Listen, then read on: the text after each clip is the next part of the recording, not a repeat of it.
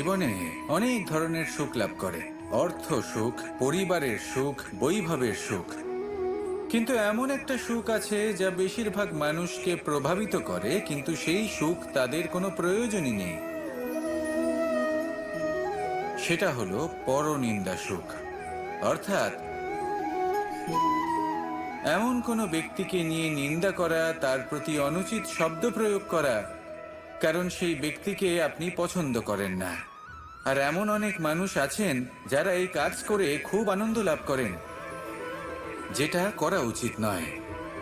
কারণ এতে আপনার সময়, আপনার ঊর্জা, আপনার নিজের অন্তরের ইতিবাচক শক্তি আপনি নষ্ট করে ফেলছেন। আর এই সব কিছুই আপনার প্রয়োজন আছে। যাদেরকে আপনার পছন্দ নয় সেই ব্যক্তির বিষয়ে কথাই বলবেন না। সেই সব ব্যক্তির দিকে মনোনিবেশ করুন যাদের আপনি ভালোবাসেন। সেই সব কাজে মন দিন যেগুলো আপনার ভালো লাগে। সেই বস্তুর দিকে নজর দিন যেগুলো আপনার প্রিয়। নিজের লক্ষ্যের দিকে, এই সব কিছুর দিকে নয়।